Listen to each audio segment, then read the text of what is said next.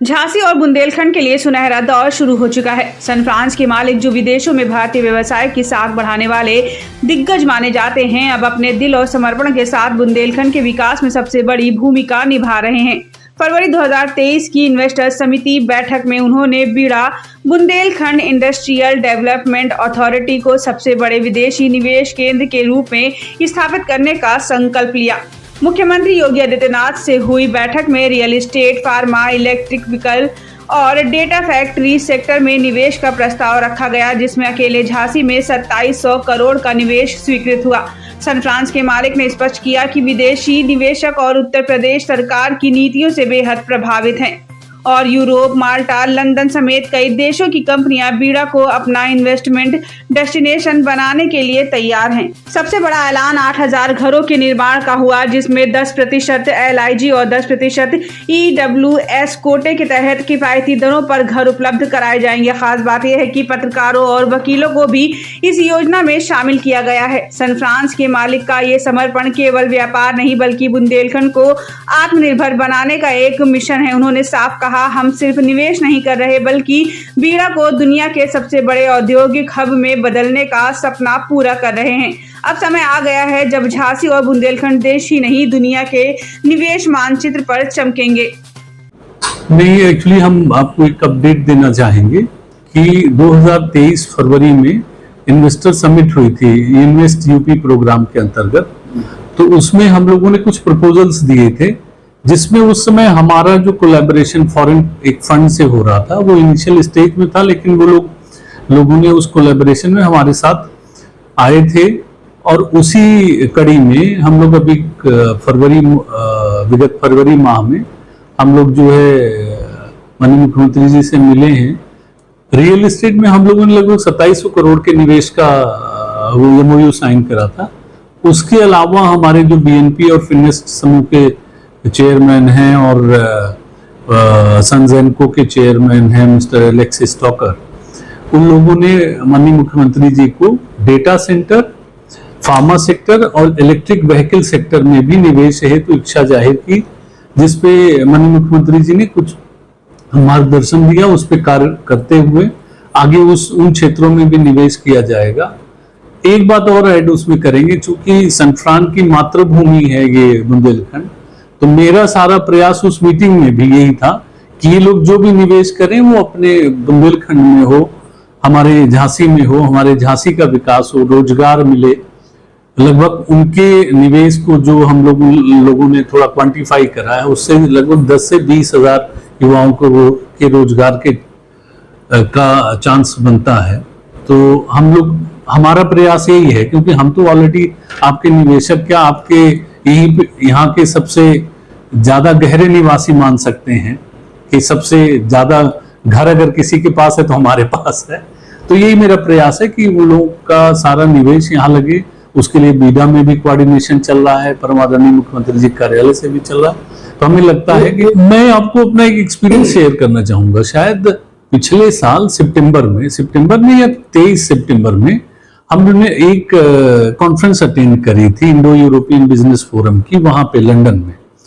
उसमें जब हमने उत्तर प्रदेश की बात की कि मैं उत्तर प्रदेश से हूं और हमने सरकार की योजनाएं थोड़ा सा with due consent of government हमने बताई, तो अब जो है यूपी का थोड़ा वो चेंज हुआ है। मतलब जो पिक्चर पहले जाया करती थी या जो भी रहा, वॉट एवर द रीजन, अब वो चेंज हुआ है। उसमें मैंने देखा कि वहां पे डेनमार्क के भी इन्वेस्टर्स थे, वहां पे आपके माल्टा के भी इन्वेस्टर्स थे, वहां पे आपके लंदन के भी इन्वेस्टर्स थे। सबने निवेश हेतु इच्छा जाहिर की थी। बल्कि उस बैठक में, उस मीटिंग में IDC उस समय थे मनोज सिंह साहब, उन्होंने भी वीडियो कॉन्फ्रेंसिंग के थ्रू पार्टिसिपेट करा था। तो वहीं से निवेशक आ रहे हैं धीरे धीरे। उन्हीं मीटिंगों से हम लोग जो जाते हैं बताते हैं। अल्टीमेटली उद्देश्य ये है कि हमारे बुंदेलखंड में पैसा आए और हमारे प्रदेश में पैसा आए, हमारे युवाओं को रोजगार मिले, अच्छी शिक्षा मिले, अच्छा। भाई हम लोग भी कहीं ना कहीं ऐसे ही फैमिली से आके आज यहाँ तक पहुंचे हैं, तो हम गरीब नहीं कहेंगे, थोड़ा कमजोर हैं। किसी की फाइनेंशियल कंडीशन आज यस उनका, हाँ, गरीबी रेखा वाले लोगों के लिए भी उसमें LIG और EWS हाउसेज हम दे रहे हैं। और वो 4 या 5 लाख के और 6 लाख के, उसमें गवर्नमेंट की गाइडलाइंस है, उसी के हिसाब से। तो ये कब शुरू होगा और कब तक इसका मतलब आप क्या टाइमिंग क्या मानते हैं, कितना समय लगेगा? एक ये जो गरीबों वाला है जो इस प्रोजेक्ट में है, वो तो बहुत जल्दी, आपको 4 से 6 महीने में उसका एडवर्टीजमेंट आ जाएगा। उसमें थोड़ा टाइम लगेगा क्योंकि उसमें कुछ गवर्नमेंट की तरफ से भी लैंड एक्विजिशन होना है, वो हो रहा है, बड़ा तेजी से हो रहा है। थोड़ा उसका कंफर्मेशन हम गवर्नमेंट के अथॉरिटीज से लेके ही दे पाएंगे। आपके झांसी में जो 5 प्रोजेक्ट है उसमें भी कुछ ऐसा रहता है जैसे झांसी डेवलपमेंट अथॉरिटी की तरफ से भी कुछ गरीबों के लिए या फोर्थ क्लास के लोगों के लिए आप अलग से जो रखते हैं जी, उसका थोड़ा सा आप हमें बताएं। जी हमने बताया, लोगों को नॉलेज नहीं है उसके बारे में। नहीं मैं बता रहा हूँ। जैसे आप बिल्कुल ये बहुत ही पर्टिनेंट क्वेश्चन पूछा। जनरली आदमी डेवलपर्स को ये बोलता है अमीरों के लिए घर बना रहे हैं, बहुत ही अच्छा सवाल आपने पूछा। हम लोग क्या कर रहे हैं यहाँ पे, ये जितने घर बने उन्हीं घरों के नंबर से आप 10% और 10%, टोटल 20% हाउसेस ऑलमोस्ट बन के तैयार हैं। वो स्कीम बहुत जल्दी फ्लोट करेगी। वो आप ऐसे जैसे आप गरीब कर रहे हैं, उसी को हम LIGWS कहते हैं। उस स्कीम में बहुत जल्दी ही आवास फ्लोट होंगे और वो आवास बहुत ही सस्ते होते हैं, 4 से 5 लाख 6 लाख के ऐसे, या शायद अब सरकार ने कुछ रिवाइज करा होगा तो 7 लाख के होंगे। और फ्यूचर में कोई ऐसा प्लान है आपका कि झांसी की मीडिया को या बुंदेलखंड की मीडिया को कुछ आप ऐसा कर सकें कि मीडिया वाले भी अपना आशियाना बना सकें, कुछ ऐसा प्लान हो सकता है आपका? मैं देखिए, कई स्तंभ होते हैं किसी संविधान के, उनमें एक स्तंभ मीडिया है। हमारे जो है जो अधिवक्ता बंधु होते हैं वो हैं, तो एक कुछ प्लानिंग है हम लोगों की, थोड़ा अभी क्रक्स में नहीं आई है तो अभी बता नहीं पा रहे हैं, लेकिन ये है कि प्लानिंग है और अच्छी प्लानिंग है। पत्रकारों के लिए तो काफी अच्छी प्लानिंग है। अब थोड़ा सा भी नया कोलैबोरेशन हम लोगों का हुआ है उन लोगों से भी, जैसे कोई भी चीज बोलने से पहले, प्लानिंग में लाने से पहले हम उन लोगों का भी कंसेंट लेना पड़ता है, क्योंकि फंड है, उस फंड को कॉन्फिडेंस में लेना पड़ता है। लेकिन है ये, मैं आपके मीडिया पे, आपके कैमरे पे, बड़ा इंटरेस्टिंग सवाल आपने पूछा। ऐसा है कि अभी हमारे जो मित्र लोग आए थे, जो हमारे FDI पार्टनर्स हैं, पूरे यूरोप की जो पॉपुलेशन है उससे कई गुना ज्यादा लोग एक जगह इकट्ठा हुए 10-15 किलोमीटर के रेडियस में, तो वो इसको ये मान रहे थे ये मिरेकल है। तो इससे वाकई, इससे जेन्युइनली काफी मतलब एक इस प्रदेश का मैनेजमेंट या एडमिनिस्ट्रेशन की तारीफ तो हो ही रही है।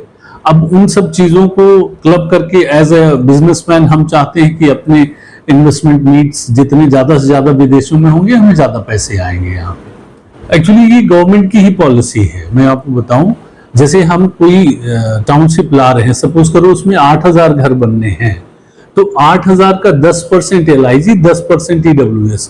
जैसे जहां आप बैठे हैं यहाँ भी लगभग 300-400 घर अभी ऑलमोस्ट तैयार हैं, वो सारे। बहुत जल्दी ही उसका अलग से एडवर्टीजमेंट आएगा जहां पे 4 या 5 लाख रुपए में घर है। तो वो एक गवर्नमेंट की पॉलिसी है जिसका हम अक्षरशः पालन करते हैं। आप ये कह सकते हैं जैसे कुछ डेवलपर्स उसमें उल्टा सीधा करते होंगे, लेकिन हम उसका अक्षरशः पालन करते हैं और उस कॉलोनी में भी उसका अक्षरशः पालन करेंगे। गरीबों के लिए आवास जरूर होगा।